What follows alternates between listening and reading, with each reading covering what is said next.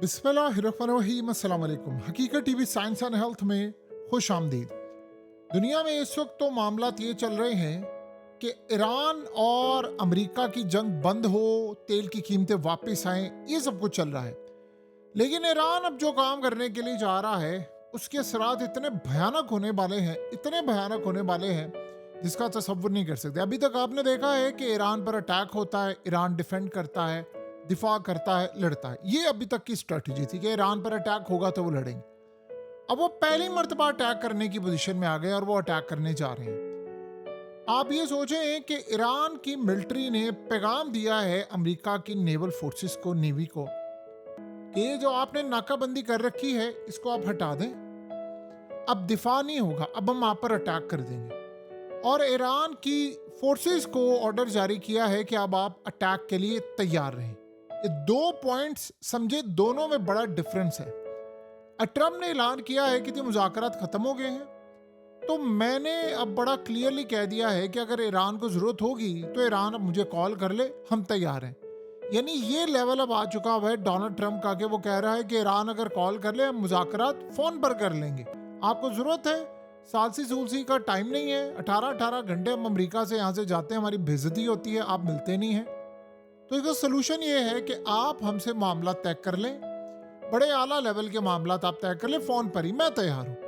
यानी वो ट्रम्प जिसने कहा था कि कभी मुज़ाकरात नहीं होंगे, ईरान एब्सोल्यूट सरेंडर करेगा, आज वो कह रहा है कि भाई मिलने की भी जरूरत नहीं, फोन ही कर लेना, इतना ही काफी है, आप सिर्फ फोन पर ही मामला तय कर लें, हम आपके साथ बातचीत करने को तैयार हैं। ये फर्क होता है जब आप अपनी ताकत मनवाते हैं। अब एक पैगाम गया है अमेरिका की नेवी को, और ये पैगाम बड़ा तगड़ा है। उन्होंने पैगाम दिया है कि आपने ये जो नाकाबंदी कर रखी है इसको आप हटा दें। अगर आपने इस खास टाइम तक ये नाकाबंदी ना हटाई तो उसके बाद हम अटैक कर देंगे। ये कभी भी ऐसी सूरत हाल पैदा नहीं हुई कि अमेरिका को ये बता दिया गया है कि आप यहाँ से निकल जाएं। उसकी वजह क्या है? ईरान ये कहता है कि ये रास्ता हमारा है, आप यहाँ से निकल जाएं, और आपको अब चंद दिन का वक्त दिया जा रहा है कि अगर आपने यहाँ से अपनी जो इलीगल ब्लॉकेड है ख़त्म ना की तो फिर हम अटैक कर देंगे। तो इसका मतलब है कि पहली मर्तबा हम ये देखने के लिए जा रहे हैं कि अटैक जो भी होगा वो अब ईरान की जानिब से भी हो सकता है। यानी वो अब सूरत हाल ख़त्म हो गई है कि ये मामला होंगे या कुछ नहीं होगा। ईरान के प्रेसिडेंट ने कहा है कि अमेरिका ये समझता ना है कि धमकियाँ, नाकाबंदी और ये प्रेशर डालकर हमसे ये सारा काम करवा लेगा। भूल जाएं आप, ये नहीं होगा, सवाल ही पैदा नहीं होता कि ये काम हो। तो अब आप ये सोचें कि जैसे मुज़ाकरात खत्म हुए, देखें ईरान बहुत ज्यादा स्ट्रॉन्ग पोजीशन में आ चुका हुआ है, बहुत ज्यादा स्ट्रॉन्ग पोजीशन में है। उनको ये पता है कि अमेरिका से हम नहीं मिले, अमेरिका से आप कभी भी नहीं मिले, और उसके बाद अमेरिका आपसे तरले कर रहा है, अमेरिका आपसे मामला तय करने की कोशिश कर रहा है। ये सारी जो सूरत हाल पैदा हो रही है वो क्लियरली नजर आ रही है कि अमेरिका इस वक्त अपसेट है। ट्रम्प के पास इस वक्त कोई सूरत हाल नहीं है, वो कैसे मैनेज करे। और आप ये सोचें जब ऐसी सूरत हाल है और इंटरनेशनल सतह पर यह बात सामने आ रही है कि 60 साल पुराने एक तैयारे ने अमेरिका के फौजी अड्डों को उड़ा दिया है, तो अमेरिका को ये बात समझ आ गई है कि टेक्नोलॉजी का मामला है। अब सोचे ईरान ने पहले किया गया, ईरान सीक्वेंस वाइज चले, पहले मुज़ाकरात खत्म किए, अपनी गुजारिशात दे दी, आपको समझ आती है आप बातचीत कर लें, और साथ उनकी नेवी को दिया है पैगाम कि आपके पास अब चंद दिन बाकी हैं, आपने अगर नाकाबंदी ना खत्म की तो हम आपको उड़ा देंगे। अब ये उड़ाएंगे कैसे? ये असल में करेंगे क्या कि ये अपनी अंडर सी एक तो ड्रोन्स, जो नेवल बॉट्स हैं, छोटी छोटी ड्रोन बॉट्स हैं, वो भेजेंगे और जाकर अमेरिका के वॉरशिप को अटैक करेंगे। अमेरिका अफोर्ड नहीं कर सकता, ये आप ज़हन में रख लें। चंद हजार डॉलर्स की ड्रोन्स की जो बॉट्स हैं उनको जाकर टारगेट करना पड़े 4 अरब डॉलर्स के वॉरशिप को, तो उनकी तो धज्जियां उड़ेंगी ना। तो यहाँ अब असल मसला सारा पैदा हुआ है कि अमेरिका फिर क्या करेगा, अमेरिका के पास ऑप्शन क्या बाकी बचती है। देखिए ऐसा ऐसा अमेरिका की नेवी पीछे हटेगी। ये जहन में रहे कि अगर अमेरिका की नेवी चाहती तो वो 80 जो ईरान ने अपने अब तक शिप गुजारे हैं वो ना जाते, वो लड़ाई करते, लेकिन वो डरे हुए हैं, वो लड़ नहीं सकते। उनको पता है कि ईरान कितना ताकतवर है, तो वो लड़ाई नहीं करेंगे, वो पीछे हटेंगे। तो अमेरिका के लिए एक बड़ा ज़्यादा मसला पैदा हुआ है, अमेरिका के लिए एक बड़ी तबाहकुन सूरत हाल पैदा हुई है। वो इस पूरे खेल के अंदर अब बैकफुट पर है। अब सोचा अगर ईरान ने इनको ऐसा ऐसा घसीटना शुरू कर दिया, अटैक करेंगे, हम आपके साथ मामला तय करेंगे, व्हाट नेक्स्ट, फिर क्या होगा? ये जो सारी सूरत हाल है, ये क्लियरली आपको नजर आती है कि अमेरिका इस लेवल पर आ चुका हुआ है कि जहां पर उसको अब ले दे, यानी अब अमेरिका इस जगह पर है कि जहां पर वो अपनी शराइत नहीं मनवा सकता।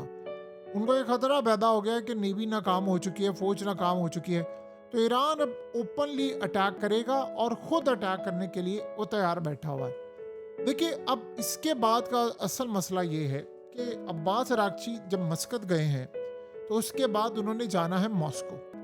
पॉसिबिलिटी है कि उसके बाद उनका एक दौरा हो जाए चाइना का, और चाइना के साथ भी वो मामला तय करे। वो अपने स्टेक होल्डर्स बढ़ा रहे हैं, वो रीजन के अंदर अपने दुश्मन कम करने की कोशिश कर रहे हैं और दोस्त ज्यादा।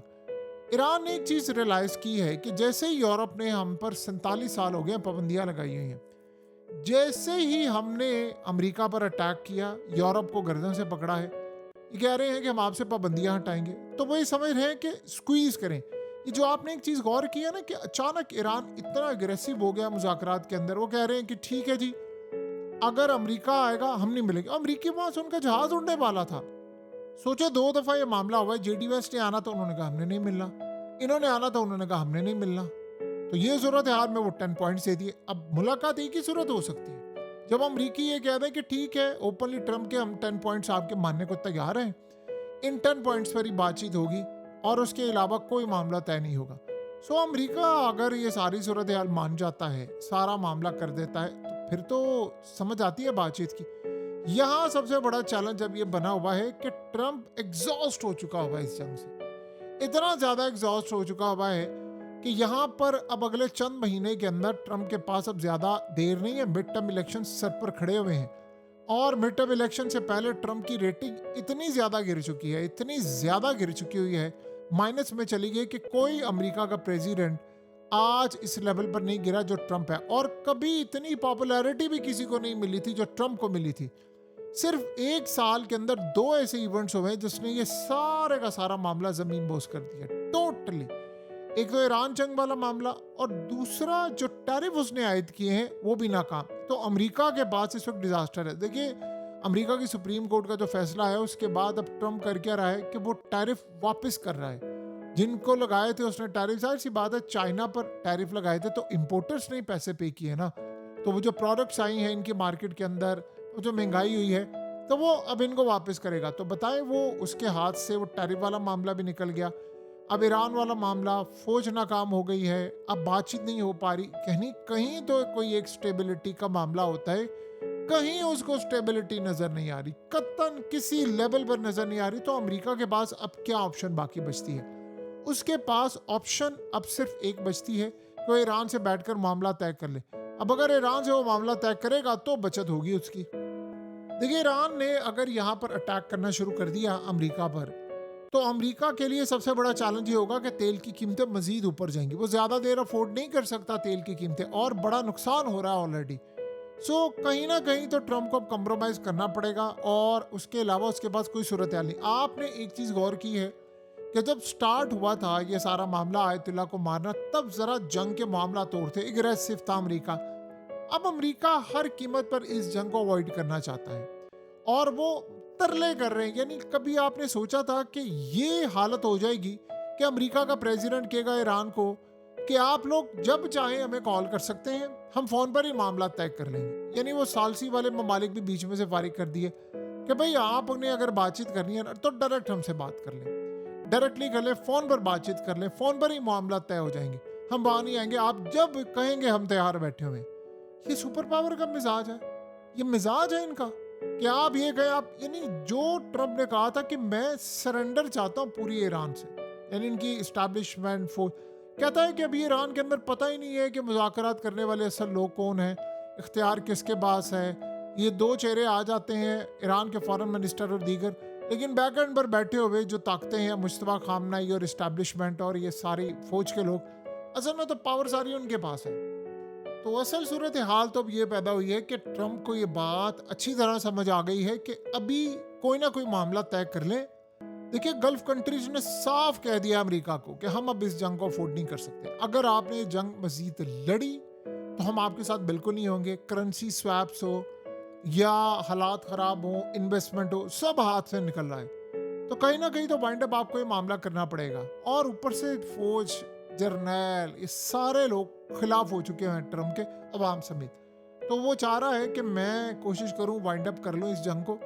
अगर उसने वाइंड अप कर दिया तब भी उसका नुकसान है, ना करेगा तब ज़्यादा नुकसान है। बहरहाल अमेरिका की बादशाह तो ताकत अब वो नहीं रही जो कभी हुआ करती थी। अब कोई इसको सीरियस ही लेने को तैयार नहीं है इस वक्त। हकीकत टीवी साइंस एंड हेल्थ की इस वीडियो के नीचे कमेंट ज़रूर कीजिए, अपनी राय का इजहार ज़रूर करें और इस वीडियो को हर जगह शेयर करते हुए चैनल को सब्सक्राइब ज़रूर करें।